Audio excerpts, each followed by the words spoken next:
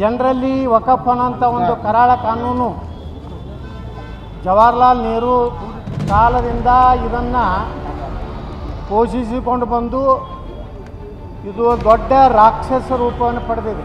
9 ಲಕ್ಷ ಎಕರೆ ಒಂದು ಪಾಕಿಸ್ತಾನ ಇದ್ದರೆ ಅಂಥ 4 ಪಾಕಿಸ್ತಾನ ಆಗಟ್ಟು ಇವತ್ತು ಭಾರತದಲ್ಲಿ ಅವರು ಬೇಡಿಕೆಯನ್ನು ಇಟ್ಟಿದ್ದಾರೆ. ಕೆಲವೊಂದು ದೇಶ ವಿರೋಧಿ ಶಕ್ತಿಗಳು ಧಮಕಿ ಆಗ್ತಾ ಇವೆ ನಮ್ಮ ಪ್ರಧಾನಮಂತ್ರಿಗಳಿಗೆ, ನಮ್ಮ ಕೇಂದ್ರ ಸರ್ಕಾರಕ್ಕೆ ಬೆಂಬಲ ಕೊಟ್ಟಂಥ ಪಕ್ಷಗಳಿಗೆ ಒಂದು ವೇಳೆ ಇದಕ್ಕೆ ಬೆಂಬಲ ಕೊಟ್ಟರೆ ನಾವು ನಿಮ್ಮ ರಾಜ್ಯದಲ್ಲಿ ಬಂದು 5-6 ಲಕ್ಷ ಜನ ಸೇರಿಸ್ತೀವಿ, ಧರ್ಮ ಯುದ್ಧ ಆಗ್ತದೆ, ಕ್ರಾಂತಿ ಆಗ್ತದೆ ಅನ್ನೋದು ಇವತ್ತು MIM ಲೀಡರ್ನು ಹೇಳಕತ್ತಾನೆ, ಅವ್ರ ಮೌಲ್ವಿಗಳು ಹೇಳಕತ್ತಾರೆ. ಅದಕ್ಕೆ ನಾವು ತಯಾರಿದ್ದೀವಿ. ನೀವು 5 ಲಕ್ಷ ಕೊಡಿದ್ರೆ ನಾವು 25 ಲಕ್ಷ ನಮ್ಮ ರೈತರು ಕೊಡ್ತೀವಿ, ನಮ್ಮ ಶಕ್ತಿ ಪ್ರದರ್ಶನ ನಾವು ಮಾಡ್ತೀವಿ, ನಾವೇನು ಯಾವುದಕ್ಕೂ ಹಿಂದೆ ಉಳಿದಿಲ್ಲ ಅನ್ನೋಂಥದ್ದು ಪ್ರಧಾನಮಂತ್ರಿಗಳಿಗೆ ಶಕ್ತಿ ತುಂಬುವಂಥ ಸಲುವಾಗಿ ಈ ಟೀಮ್ ಕೆಲಸ ಮಾಡ್ತಾಯಿದ್ವಿ. ಇಡೀ ಕರ್ನಾಟಕದಲ್ಲಿ ಮೊದಲ ಹಂತದಲ್ಲಿ ಇವತ್ತು ಬೀದರು, ನಾಳೆ ಕಲಬುರಗಿ, ನಾಡ್ದ ಯಾದಗಿರಿ, ರಾಯಚೂರು, ಅಲ್ಲಿಂದ ಬಾಗಲಕೋಟೆ ಮತ್ತು ಬೆಳಗಾವಿ ಒಂದು ಹಂತದ ಒಂದು ಜಾಗೃತಿ ಅಭಿಯಾನವನ್ನು ಮಾಡ್ತೀವಿ. ನಮ್ಮ ತಂಡ ಕರ್ನಾಟಕದ ಅತ್ಯಂತ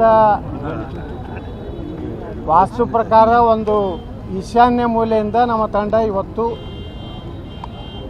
ನರಸಿಂಹದೇವರ ಆಶೀರ್ವಾದ, ಗೋಮಾತೆಯ ಪೂಜೆಯೊಂದಿಗೆ ನಾವು ವಕಫ್ ಜಾಗೃತಿ ಅಭಿಯಾನವನ್ನು ಮಾಡ್ತಾಯಿದ್ವಿ. ಜನರಲ್ಲಿ ವಕಫ್ ಅನ್ನೋಂಥ ಒಂದು ಕರಾಳ ಕಾನೂನು ಜವಾಹರ್ಲಾಲ್ ನೆಹರು ಕಾಲದಿಂದ ಇದನ್ನು ಪೋಷಿಸಿಕೊಂಡು ಬಂದು ಇದು ದೊಡ್ಡ ರಾಕ್ಷಸ ರೂಪವನ್ನು ಪಡೆದಿದೆ. ಮೊನ್ನೆ ಜಾಯಿಂಟ್ ಪಾರ್ಲಿಮೆಂಟ್ರಿ ಕಮಿಟಿ ಅಧ್ಯಕ್ಷರೇನು ಬಿಜಾಪುರಕ್ಕೆ ಬಂದಿದ್ದರು, ಶ್ರೀ ಜಗದಾಂಬಿಕಾ ಪಾಲ್ ಅವರು ಹೇಳ್ತಾ ಇದ್ದರು, ಭಾರತ ಸರ್ಕಾರದ ಲೆಕ್ಕಪತ್ರದಲ್ಲಿ ಭಾರತದಲ್ಲಿ 9,50,000 ಎಕರೆ ಇವತ್ತು ಜಮೀನಿದೆ ಅಂತ. ಆದರೆ ಎಂದು ನಮ್ಮ ನರೇಂದ್ರ ಮೋದಿಯವರು ನಮ್ಮ ಪಾರ್ಲಿಮೆಂಟ್ನಲ್ಲಿ ಇದಕ್ಕೆ 42 ತಿದ್ದುಪಡಿ ಆಗಬೇಕು, ಟ್ರಿಬ್ಯುನಲ್ಗಿರುವಂಥ ಅಧಿಕಾರ ಕಿತ್ತಾಕಿ ಅದು ಕಂದಾಯ ಜಿಲ್ಲಾಧಿಕಾರಿಗಳಿಗೆ, ಅಸಿಸ್ಟೆಂಟ್ ಕಮಿಷನರ್ಗೆ ಮತ್ತು ನಮ್ಮ ನ್ಯಾಯಾಂಗ ವ್ಯವಸ್ಥೆ ಕೊಡಬೇಕು ಅನ್ನೋಂತಹ ಒಂದು ತಿದ್ದುಪಡಿಯನ್ನು ಇದಕ್ಕೆ ತರಬೇಕಂತ ಹೇಳಿ ಮಂಡನೆ ಮಾಡಿದಾಗ ಅವ್ರು ಹೇಳಿದ್ದು 9,50,000 ಎಕರೆ. ಇವತ್ತು ಜಾಯಿಂಟ್ ಪಾರ್ಲಿಮೆಂಟ್ರಿ ಕಮಿಟಿ ಮುಂದೆ ಬಂದು ಮೊನ್ನೆ ನಮ್ಮಲ್ಲಿ ಬಂದಾಗ ಅವತ್ತಿನವರೆಗೆ ಅವ್ರ ಮೆಮೊರಂಡಮ್ ಬಂದಿದ್ದು 38 ಲಕ್ಷ ಎಕರೆ. ಅಂದರೆ 9 ಲಕ್ಷ ಎಕರೆ ಒಂದು ಪಾಕಿಸ್ತಾನ ಇದ್ದರೆ ಅಂಥ 4 ಪಾಕಿಸ್ತಾನ ಆಗಟ್ಟು ಇವತ್ತು ಭಾರತದಲ್ಲಿ ಅವರು ಬೇಡಿಕೆಯನ್ನು ಇಟ್ಟಿದ್ದಾರೆ. ಇದು ಒಂದು ದಿವಸದ ಹೋರಾಟ ಅಲ್ಲ, ಒಂದು ದಿವಸ ಏನೋ ಜಿಲ್ಲಾಧಿಕಾರಿಗಳಿಗೆ ಮನವಿ ಕೊಟ್ಟರೆ ಮುಗಿದು ಹೋಗೋದಿಲ್ಲ, ಒಂದು ದಿವಸ ಧರಣಿ ಕೂತ್ರೆ ಮುಗಿದು ಹೋಗೋದಲ್ಲ. ಇದು ಹಳ್ಳಿ ಹಳ್ಳಿಗೆ ಎಲ್ಲೆಲ್ಲಿ ಇದರಿಂದ ವಕಫ್ನಿಂದ ಇವತ್ತು ಬಾಧಿತವಾದಂಥ ಹಳ್ಳಿಗಳಿರ್ಬೋದು, ಮಠ ಮಂದಿರಗಳಿರ್ಬೋದು, ಸರ್ಕಾರಿ ಜಮೀನು ಇದೆ, ಅಲ್ಲೆಲ್ಲ ಹೋಗಿ ನಾವು ಜಾಗೃತಿ ಮಾಡಿ ಈ ಕರಾಳ ಶಾಸನದ ಬಗ್ಗೆ ಜನರಲ್ಲಿ ಜಾಗೃತಿ ಮಾಡೋದು, ಎಜುಕೇಟೆಡ್ ಮಾಡೋದು ಭಾಳ ಅವಶ್ಯ ಇದೆ.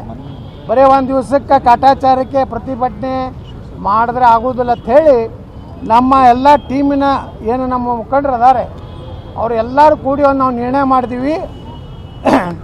ನಾವು ಇವತ್ತು ನಿರ್ಣಯ ಏನು ಮಾಡಿದ್ದೀವಿ ಅಂದರೆ ಪ್ರತಿ ಜಿಲ್ಲೆಗೆ ಹೋಗಬೇಕು, ಅಲ್ಲಿ ಬಾಧಿತವಾದಂಥ ಪ್ರದೇಶಕ್ಕೆ ಹೋಗಬೇಕು, ಅವರ ಕಷ್ಟ ನಷ್ಟಗಳನ್ನು ಕೇಳಬೇಕು. ಅದನ್ನು ಜಾಯಿಂಟ್ ಪಾರ್ಲಿಮೆಂಟ್ರಿ ಕಮಿಟಿಗೆ ನಾವು ಗಮನಕ್ಕೆ ತೊಗೊಂಡು ಬಂದು, ಯಾಕಂದರೆ ಜಿಲ್ಲಾಧಿಕಾರಿಗಳ ಮುಖಾಂತರ ನಾವು ಮನವಿನೂ ಕೊಡ್ತೀವಿ, ಪ್ಲಸ್ ನಮ್ಮ ತಂಡ ಏನಿದೆ ನಮ್ಮದೊಂದು ಕಾನೂನು ಒಂದು ವ್ಯವಸ್ಥೆಯನ್ನು ನಾವು ಮಾಡ್ಕೊಂಡಿದ್ದೀವಿ. ಮುಂದಿನ ದಿವಸದಲ್ಲಿ ಈ ವಕಫ್ ಅನ್ನೋಂಥದ್ದೇನು ಉತ್ತಾರಿಗಳಿಗೆ ಬಂದಿದೆಯಲ್ಲ, ಇದರ ವಿರುದ್ಧ ರೈತರಿಗೆ ಸಲಹೆ ಕೊಡೋದ್ರ ಸಲುವಾಗಿ ಒಂದು ಟೀಮ್, ನಮ್ಮದು ಕಾನೂನು ಒಂದು ಸಲಹಾ ಸಮಿತಿ ಇದೆ, ನಮ್ಮದು ಒಂದು ಟೀಮ್ ಇದೆ. ನಾವೆಲ್ಲರೂ ಕೂಡಿ ಇಡೀ ಕರ್ನಾಟಕದಲ್ಲಿ ಮೊದಲ ಹಂತದಲ್ಲಿ ಇವತ್ತು ಬೀದರು, ನಾಳೆ ಕಲಬುರಗಿ, ನಾಡ್ದ ಯಾದಗಿರಿ, ರಾಯಚೂರು, ಅಲ್ಲಿಂದ ಬಾಗಲಕೋಟೆ ಮತ್ತು ಬೆಳಗಾವಿ ಒಂದು ಹಂತದ ಒಂದು ಜಾಗೃತಿ ಅಭಿಯಾನವನ್ನು ಮಾಡ್ತೀವಿ. ಮುಂದೆ ಬೆಳಗಾವದಲ್ಲಿ ಮತ್ತೆ ಸಭೆ ಸೇರಿ ಮುಂದಿನ ಹಂತ ಹೋಗೋದ್ರೊಳಗಾಗಿ ನಾವು ದಿಲ್ಲಿಗೆ ಹೋಗಿ ನಮ್ಮ ತಂಡ ದಿಲ್ಲಿಗೆ ಹೋಗಿ ಜಾಯಿಂಟ್ ಪಾರ್ಲಿಮೆಂಟ್ರಿ ಕಮಿಟಿಯ ಚೇರ್ಮನ್ರಿಗೆ ಭೇಟಿಯಾಗಿ ಅವ್ರು ಹೇಳಿದ್ದಾರೆ, ನಾವು ವಿಶ್ವಾಸ ಕೊಟ್ಟಿದ್ದಾರೆ. ಆ ಒಂದು ಸಭೆಗೆ ಕರ್ನಾಟಕದ ಕಂದಾಯ ಈ ಕಾರ್ಯದರ್ಶಿಗಳನ್ನು ಆಯಾ ಜಿಲ್ಲಾಧಿಕಾರಿಗಳು ಎಲ್ಲಿ ಬೇಕಾಬಿಟ್ಟಿಯಾಗಿ ಇವತ್ತು ಎಂಟ್ರಿ ಮಾಡಿದ್ದಾರೆ, ನೋಟಿಸ್ ಇಲ್ಲಾರ್ದು ಎಂಟ್ರಿ ಮಾಡಿದ್ದಾರೆ, ಅವ್ರನ್ನೆಲ್ಲನೂ ಕರೆಸಿ ನಮ್ಮ ಸಮಕ್ಷಮ ಆಯಾ ಜಿಲ್ಲೆಯ ಕೆಲವೊಂದು ಪ್ರತಿನಿಧಿಗಳನ್ನ ತೊಗೊಂಡು ಒಂದು ಸಭೆ ಮಾಡ್ತೀನಿ ಅಂತ ಹೇಳಿದ್ದಾರೆ. ಈ ಒಂದೇ ಒಂದು ಬಿಲ್ಲನ್ನು ನಾವು ತಿದ್ದುಪಡಿ ಮಾಡಿದ್ರೆ ಆಗೋದಿಲ್ಲ. ನಮ್ಮ ಬೇಡಿಕೆ ಏನಿದೆ, ಆ ಟ್ರಿಬ್ಯುನಲ್ ರದ್ದಾಗಬೇಕು. ಟ್ರಿಬ್ಯುನಲ್ ಏನಾಗಿದೆ ಅಂದರೆ ಯಾವ ಸುಪ್ರೀಂ ಕೋರ್ಟಿಗೂ ಅಧಿಕಾರ ಇಲ್ಲ. ಅದಕ್ಕೆ ನಾವು ಟ್ರಿಬ್ಯುನಲ್ ತೆಗೆದು ಹಾಕಬೇಕು ಅನ್ನುವಂಥ ಒತ್ತಾಯವನ್ನು ಮಾಡಲಿಕ್ಕೆ ಈ ಹೋರಾಟವನ್ನು ಮಾಡ್ತಾಯಿದ್ದೀವಿ. ಇದು ಯಾರ ವಿರುದ್ಧವಲ್ಲ, ಯಾರೋ ಪ್ರತಿಷ್ಠೆಗೆ ಇಲ್ಲೊಬ್ಬರು ದೊಡ್ಡ ವ್ಯಕ್ತಿ ಆಗಬೇಕಂತಿಲ್ಲ. ಒಟ್ಟಾರೆ ನಮ್ಮ ರೈತರ ಭವಿಷ್ಯ ದೃಷ್ಟಿಯಿಂದ ಈ ಹೋರಾಟ ಮಾಡ್ತಾಯಿದ್ವಿ.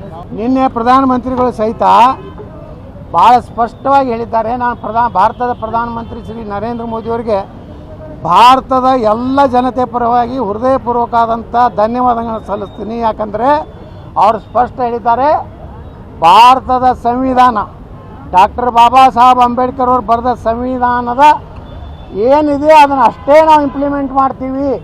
ಇಂಥ ಅದ್ರಾಗ ವಕಫ್ ಅನ್ನುವಂಥ ಹೆಸರೇ ಇಲ್ಲ. ಅದಕ್ಕೆ ನಾವು ವಕಫ್ ತೆಗೆಯುವಂಥ ಒಂದು ಕ್ಲಿಯರ್ ಆಗಿ ಒಂದು ಸಂದೇಶವನ್ನು ಕೊಟ್ಟಿದ್ದಾರೆ. ನಾವು ಪ್ರಧಾನಮಂತ್ರಿಗಳಿಗೆ ಒಂದು ಶಕ್ತಿ ತುಂಬಬೇಕಾದ್ರೆ, ಯಾಕಂದರೆ ಕೆಲವೊಂದು ದೇಶ ವಿರೋಧಿ ಶಕ್ತಿಗಳು ಧಮಕಿ ಆಗ್ತಾ ಇವೆ ನಮ್ಮ ಪ್ರಧಾನಮಂತ್ರಿಗಳಿಗೆ, ನಮ್ಮ ಕೇಂದ್ರ ಸರ್ಕಾರಕ್ಕೆ ಬೆಂಬಲ ಕೊಟ್ಟಂಥ ಪಕ್ಷಗಳಿಗೆ. ಒಂದು ವೇಳೆ ಇದಕ್ಕೆ ಬೆಂಬಲ ಕೊಟ್ಟರೆ ನಾವು ನಿಮ್ಮ ರಾಜ್ಯದಲ್ಲಿ ಬಂದು 5-6 ಲಕ್ಷ ಜನ ಸೇರಿಸ್ತೀವಿ, ಧರ್ಮ ಯುದ್ಧ ಆಗ್ತದೆ, ಕ್ರಾಂತಿ ಆಗ್ತದೆ ಅನ್ನೋದು ಇವತ್ತು MIM ಲೀಡರ್ನು ಹೇಳಕತ್ತಾನೆ, ಅವ್ರ ಮೌಲ್ವಿಗಳು ಹೇಳಕತ್ತಾರೆ. ಅದಕ್ಕೆ ನಾವು ತಯಾರಿದ್ದೀವಿ. ನೀವು 5 ಲಕ್ಷ ಕೊಡಿದ್ರೆ ನಾವು 25 ಲಕ್ಷ ನಮ್ಮ ರೈತರು ಕೊಡ್ತೀವಿ. ನಮ್ಮ ಶಕ್ತಿ ಪ್ರದರ್ಶನ ನಾವು ಮಾಡ್ತೀವಿ. ನಾವೇನು ಯಾವುದಕ್ಕೂ ಹಿಂದೆ ಉಳಿದಿಲ್ಲ ಅನ್ನೋಂಥದ್ದು ಪ್ರಧಾನಮಂತ್ರಿಗಳಿಗೆ ಶಕ್ತಿ ತುಂಬುವಂಥ ಸಲುವಾಗಿ ಈ ಟೀಮ್ ಕೆಲಸ ಮಾಡ್ತಾಯಿದ್ದೀವಿ. ನಮ್ಮದು ಯಾರ್ದು ಏನೂ ಸ್ವಾರ್ಥ ಇಲ್ಲ. ಯಾವಾಗ ನಾವು ಮೊದಲು ಡಿಕ್ಲೇರ್ ಮಾಡಿದವ್ರು ನಾವು 25ರಿಂದ ಡಿಸೆಂಬರ್ 25ರವರೆಗೆ ನಾವು ಈ ಒಂದು ಹೋರಾಟ ಮಾಡ್ತೇವೆ. ಅದಕ್ಕೆ ನಾವು ಪ್ರಥಮವಾಗಿ ಬೀದರ್ನಿಂದ ಪ್ರಾರಂಭ ಮಾಡಿದ್ವಿ. ಟಿವಿ ವಿಕ್ರಮ, ದೇಶ ನಿಮ್ಮ ಕೈಯಲ್ಲಿ. ಈ ಕಾರ್ಯಕ್ರಮ ನಿಮಗೆ ಇಷ್ಟ ಆಗಿದ್ದಲ್ಲಿ ಲೈಕ್, ಶೇರ್ ಹಾಗೂ ಕಮೆಂಟ್ ಮಾಡಿ. ಟಿವಿ ವಿಕ್ರಮದ ಕಾರ್ಯಕ್ರಮಗಳನ್ನು ನಿರಂತರವಾಗಿ ವೀಕ್ಷಿಸಲು ಸಬ್ಸ್ಕ್ರೈಬ್ ಮಾಡಿ, ಬೆಲ್ ಐಕನ್ ಒತ್ತಿ.